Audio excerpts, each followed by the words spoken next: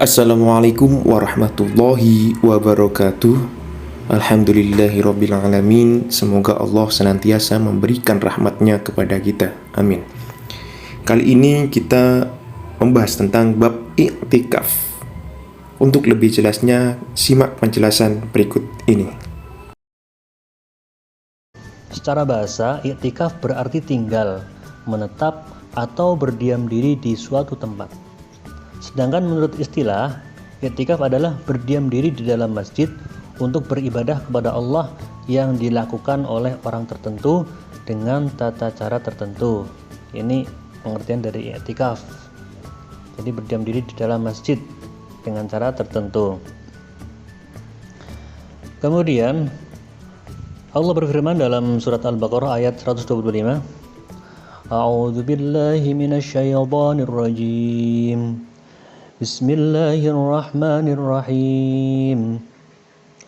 Wa idz ja'alnal baita mathabatan lin-nasi wa amnan wattakhidhu min maqami Ibrahim musalla.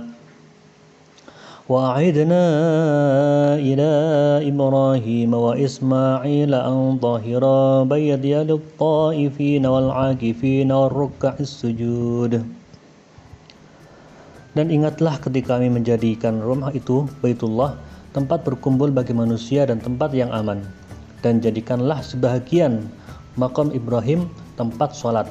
Dan telah kami perintahkan kepada Ibrahim dan Ismail, bersihkanlah rumahku untuk orang-orang yang tawaf, yang i'tikaf, yang rukuk dan yang sujud.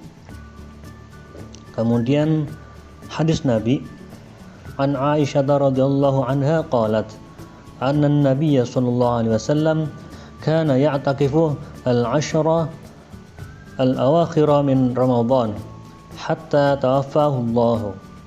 Thumma i'takafa azwajuhu min ba'dihi. Rawahu al-Bukhari wa Muslim. Dari Aisyah radhiyallahu anha, ia berkata, sesungguhnya Nabi sallallahu alaihi wasallam senantiasa beriktikaf pada 10 hari yang terakhir pada bulan Ramadan. Kemudian para istrinya beriktikaf setelah beliau wafat.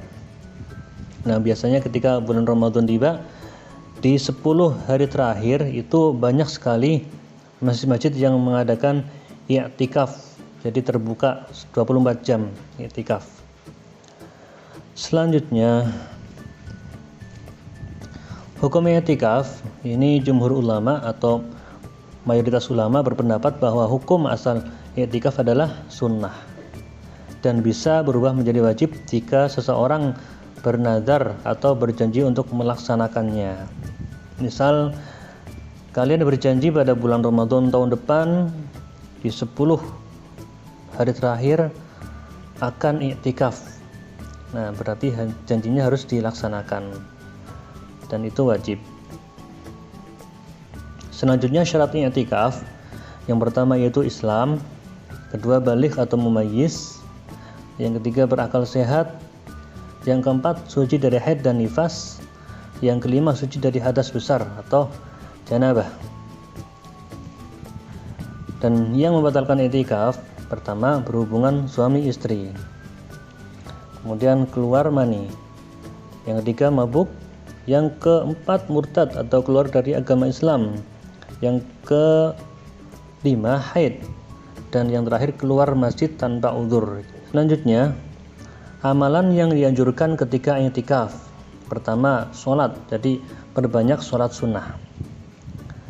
Kemudian yang kedua, membaca Al-Quran, jadi membanyakin baca Al-Quran, berzikir, kemudian bersolawat, dan mengurangi hubungan dengan orang banyak.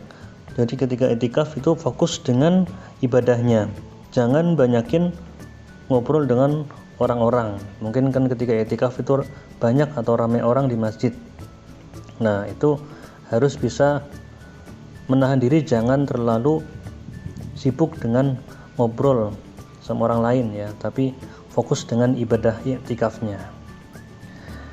Ya, mungkin itu saja yang dapat saya sampaikan dari saya. Terima kasih. Assalamualaikum warahmatullahi wabarakatuh.